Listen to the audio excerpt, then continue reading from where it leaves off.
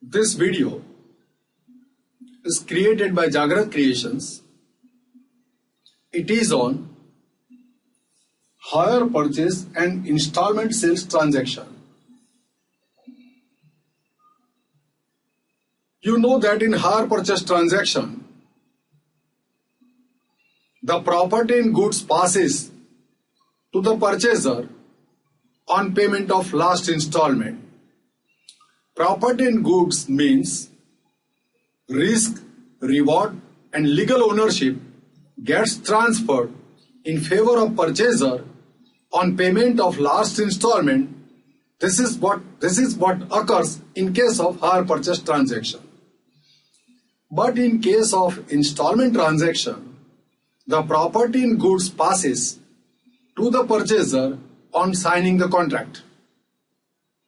So the difference between installment and hire purchase that you studied in the earlier days of your life, that is maybe in CPT or anywhere else.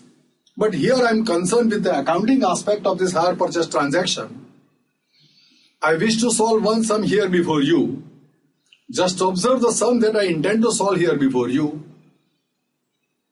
This is the sum that I wish to solve here before you. Sunaina Limited purchased the machinery from Sulotna Limited on hire purchase basis on 1st of January 2012. The amount is to be paid as under. On 1st of January 2012, amount paid is 50,000. That is at the time of signing the contract, which is also known as down payment. So down payment is 50,000. First installment at the end of first year, 85,000. Second installment at the end of second year from the date of purchase, 1,30,000. Third installment at the end of third month, at the end of 3 years from the date of purchase. Similarly, fourth and fifth installments are paid. The amount for fifth installment payment is not given to you, that we are required to find out. 10% interest is to be charged on the remaining amount. Depreciation is to be calculated at 10% straight line method. When there is a straight line method, annual depreciation is same. The machinery account in the balance sheet as on 31st of December 2015, 2,80,000 minus depreciation 40,000, so 40,000 is a depreciation. Prepare machinery account and Sulotna account in the books of Sunaina,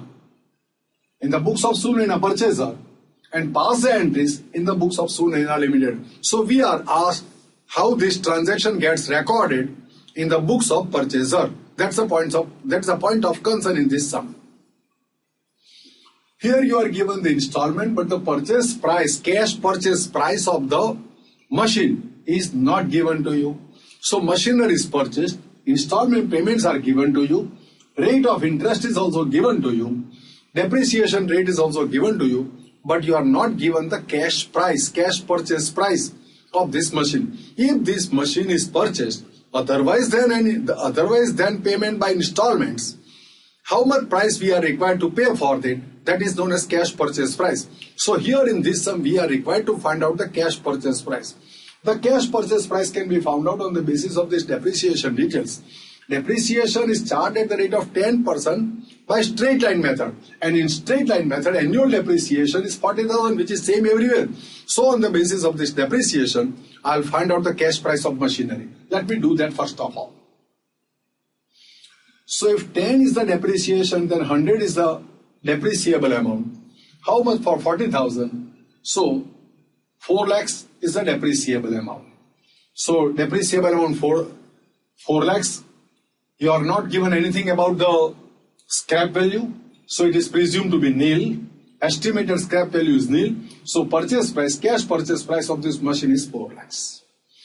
Now the cash purchase price is worked out to be 4 lakhs. Now, before I proceed with the solution of the sum and recording transaction, journal entry and ledger posting thereof, let me prepare a working about annual interest that gets paid in each installment, and let me find out the final installment that has been paid for acquisition of this machinery. So I will prepare a working note. So here I am going to prepare a working note. The purchase price on 1/1/2012, 4 lakhs. Now after purchase, amount paid on signing the contract, which is known as down payment, 50,000. So amount outstanding on 1st of January 2012, 3,50,000. Now 3,50,000 is the outstanding amount on 1st of January 2012. Now this 3,50,000 is paid by way of installment. Now interest is to be charged at the rate of 10%. So let me find out the interest element in all these installments, and also I want to find out the final installment that has been paid. So on 3,50,000 amount due on 1st of January 2012, next payment is made. Next payment is made on 31st of December. So this is the outstanding amount. On this outstanding amount, I am required to calculate interest at the rate of 10%. Now 10% interest is to be calculated, but for which period? The period is to be decided. The first installment is paid on 31st of December 2012. So from 1st of January to 31st of December 2012, the date on which the first installment is paid. So we are required to calculate interest only for 1 year. This is how interest at the rate of 10% for 1 year is to be worked out. That works out to be 35,000. So total amount, principal amount plus interest payable works out to be 3,85,000. So this is the amount outstanding on 31st of December 2012. Now the installment paid is 85,000. So amount outstanding after payment of this installment on 1st of January 2013, that works out to be 3 lakhs. So first installment paid 85,000. In that interest element is 35,000. 85,000 minus 35,000, that is the principal sum paid. And that principal sum works out to be 50,000. So 3,50,000 was the principal outstanding. 50,000 principal sum is paid. Now the amount outstanding is 3 lakhs. Now let me take care of next installment. Next installment is paid after 1 year. So I am required to add interest at the rate of 10%. That too for which period? That depends upon the date on which the installment is being paid. The installment is paid on 31st of December 2013. So 1/1/2013 to 31st December 2013, 12 months, 1 year. So interest at the rate of 10% will be calculated for 1 year. So 3 lakhs into 10%, 30,000 is the interest. Amount due with interest, 3,30,000. For this 3,30,000 outstanding amount with interest, the second installment paid is 1,30,000. That gets deducted. Now amount outstanding will be 2 lakhs. So on 1st of January 2014, amount outstanding will be 2 lakhs. Once again, before the next installment is paid, the time of 1 year has lapsed. So we are required to calculate interest at the rate of 10% once again. That too for which period? The third installment is paid on 31st of December 2014. So 1/1/2014 to 31st of December 2014, 1 year. So 1 year interest on 2 lakhs will be 20,000. So 2,20,000 is the total amount payable with interest, 2,20,000. Now how much is the amount paid? 70,000 is the amount paid. So amount outstanding works out to be 2,20,000 minus 70,000. Amount outstanding will be 1,50,000. So on 1st of January 2015, the amount outstanding is 1,50,000. Now next payment is made. Before that, you are required to add 10% interest. But 10% interest is to be added for which period? So that depends upon the date on which the fourth installment is paid. The fourth installment is paid on 31st of December 2015. So 1/1/2015 to 31st of December 2015. 1 year. So 1 year interest will be added. So 1,50,000 into 10%, 15,000. Amount outstanding with interest will be 1,65,000. From that 65,000 is paid. So amount outstanding before payment of last installment works out to be 1 lakh. Now last installment is paid on 31st of December 2016. So you are required to add interest for 1 year. Last installment is paid on 31st of December 2016. 1/1/2016 to 31st of December 2016, 1 year. So 1 year interest on 1 lakh will be added 10,000. So last installment paid that we have to work out, that worked out to be 1,10,000 is the last installment. On the payment of last installment, nothing is outstanding. So amount payable is now 0. This is how the working of interest element in each installment is made, and also we have found out the last installment that has been paid. Now after preparing this working and the annual depreciation, so annual depreciation will be 4 lakhs into 10%, 40,000 will be the annual depreciation. On the basis of these two working notes, I can prepare ledger accounts, and I will also write down the journal entry in the books of purchaser. As I am asked to prepare machinery account and Sulotna account in the books of Sunaina purchaser, so we shall prepare ledger accounts and journal entries in the books of Sunaina Limited. Let me start with that. So here the machinery account is prepared. Sulotna account, vendor account is prepared. This is my depreciation account. This is the interest account. So all the accounts I have prepared. I want to write down the journal entry also in the books of purchaser. So this is the working on the basis of which I will start with journal entry.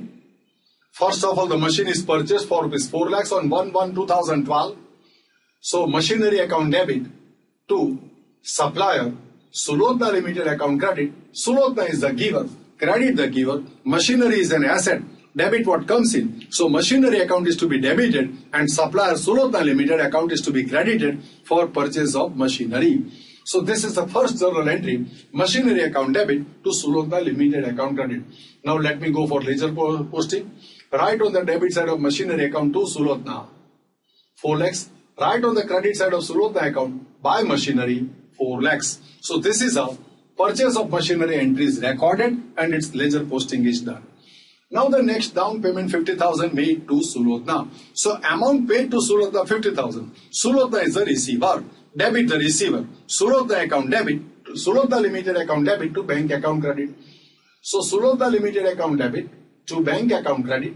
The payment is made on 1st of January 2012. Sulotna is paid. She is a this company is a receiver. Debit the receiver. So Sulotna account is debited to bank account 50,000 payment. That decreases the outstanding amount 4 lakhs. Payment made is 50,000. So outstanding amount is 3,50,000.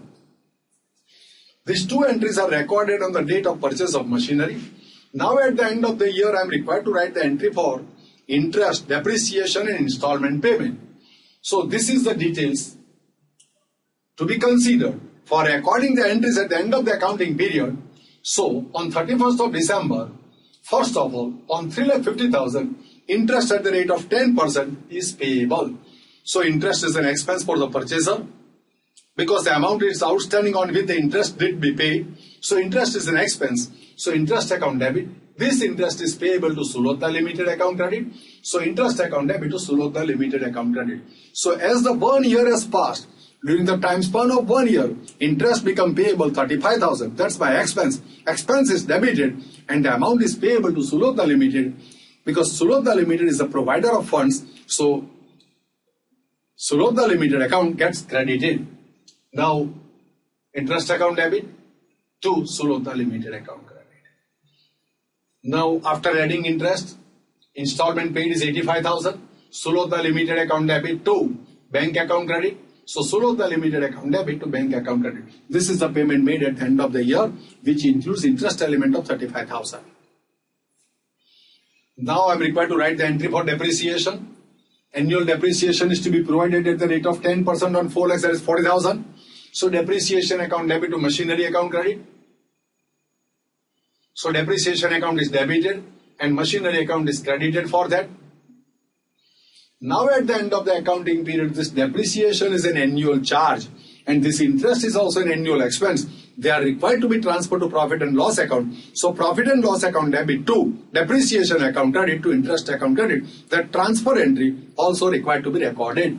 So profit and loss account debit total, depreciation plus interest 75,000, to depreciation account credit 40,000 to interest account credit. So by transferring to profit and loss account, this depreciation account gets closed, and by transferring to profit and loss account, this interest account gets closed. So this is how journal entries are recorded for the first year. Its ledger posting is made. Now I want to strike the balance of these various accounts, and how these accounts will appear in the balance sheet, that also I want to demonstrate. So machinery account closing balance 3,60,000, that becomes opening balance for the next accounting period. That is recorded on the asset side of the balance sheet. Now Sulota account 435 minus 50 and 85,000. So closing balance works out to be 3 lakhs. That becomes opening balance. That will appear on the liability side. The amount payable to Sulota Limited 3 lakhs, that will appear on the liability side. This is how the amount, asset and the liabilities are demonstrated in the balance sheet. Now these two accounts are closed, being nominal accounts. Now I want to take care of next year. It is repetition. In the next year, I am going to write down the journal entries first of all. Interest payable for the next year on 3 lakh at the rate of 10%, 30,000. So interest account debit to Sulota Limited account credit. So interest account is debited and Sulota Limited account is credited for the interest payable to Sulota Limited. Interest is my expense, debited to interest expense account. Amount payable to Sulota Limited is credited to Sulota Limited account on 31st of December 2030. Now installment paid 1,30,000. So Sulota Limited account debit to bank account credit. So Sulota Limited account is to be debited and bank account gets credited. Check is issued. Sulota Limited is the receiver. Debit the receiver. So Sulota Limited account debit to bank account credit. Now depreciation entry. Equal installment method. Depreciation account debit to machinery account credit. So machinery account is credited and depreciation account is debited. Now at the end of the accounting period, interest and depreciation are transferred to profit and loss account. The total works out to be 40 plus 30, 70,000. Profit and loss account debit to depreciation to interest account credit. So depreciation account is credited by transferring to profit and loss account. So this account gets closed. Similarly, interest account is also credited with by transferring to profit and loss account 30,000. So interest account is also closed. Now I want to strike the closing balance, 3,60,000 minus 40,000. That's the closing balance of machinery. That will become the opening balance for the next year, and it will appear on the balance sheet asset side, 31st of December 2013, balance sheet report. Now amount outstanding to Sulota Limited, 3,30,000 minus 1,30,000. Outstanding balance is 2 lakhs.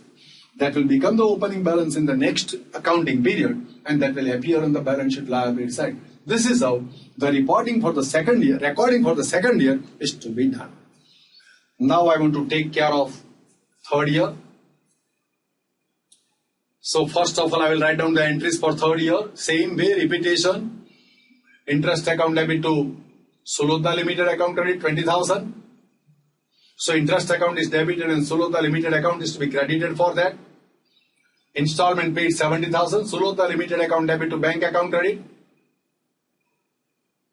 Depreciation entries to be recorded. Depreciation account debit to machinery account credit. So depreciation account is debited and machinery account is credited. Now transfer depreciation and interest to profit and loss account. So 40 plus 20, 60,000.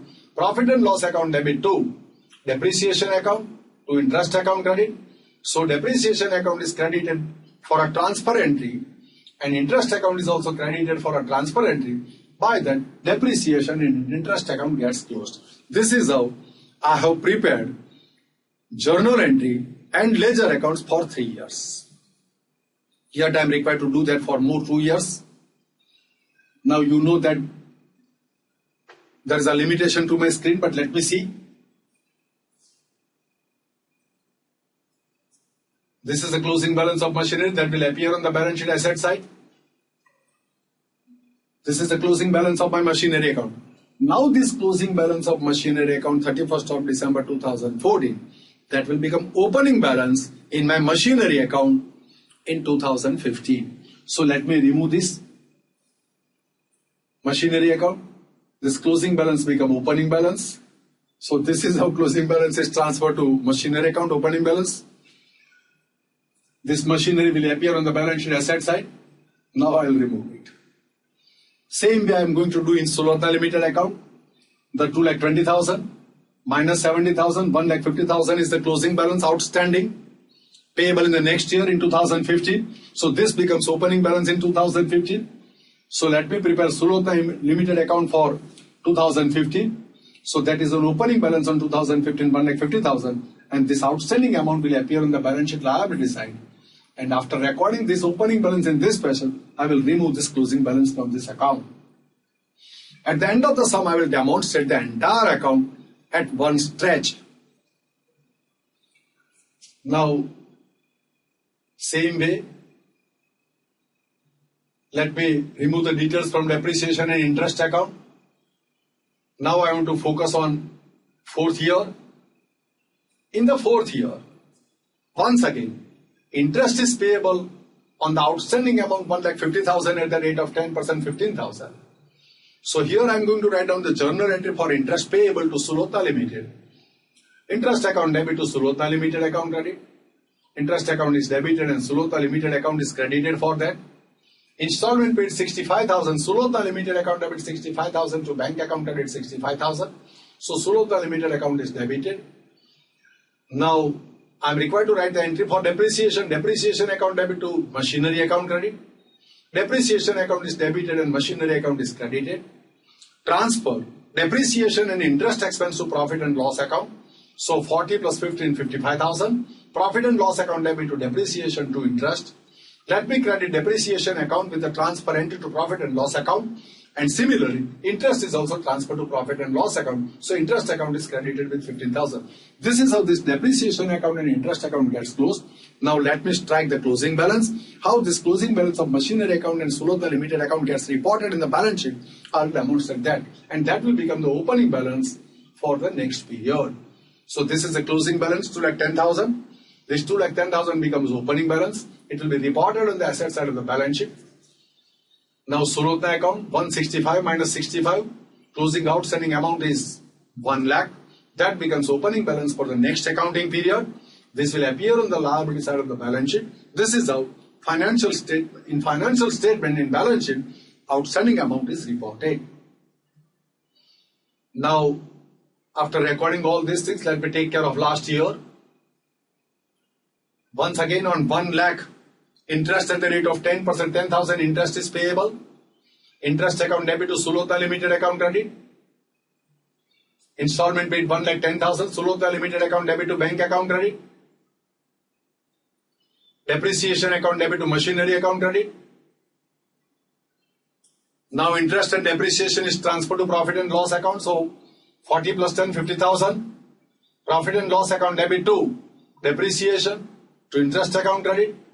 So this is how this depreciation account gets closed by transfer to profit and loss account. And similarly, interest of 10,000 is also transferred to profit and loss account.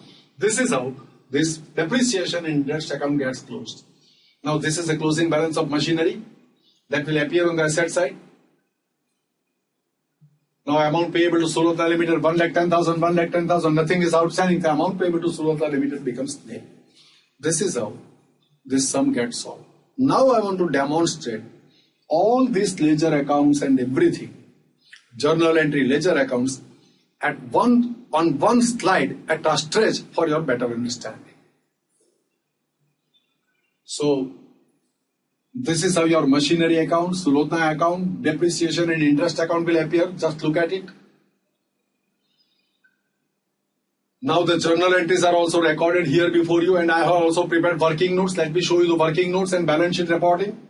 This is a working note for depreciation. This is a working note for interest calculation and calculation of last installment. This is the annual reporting in the balance sheet. And let me demonstrate the journal entries. These are the journal entries for 2012, 2013, 14, 15 and 16. This is how the journal entries are prepared and reported here before you. So I have tried to explain you this sum, wherein how the journal entries and ledger posting and calculations are made in the books of purchaser for the purpose of recording the transaction of hire purchase transaction. I have tried to explain you. I feel that you have followed all these things. Thanks to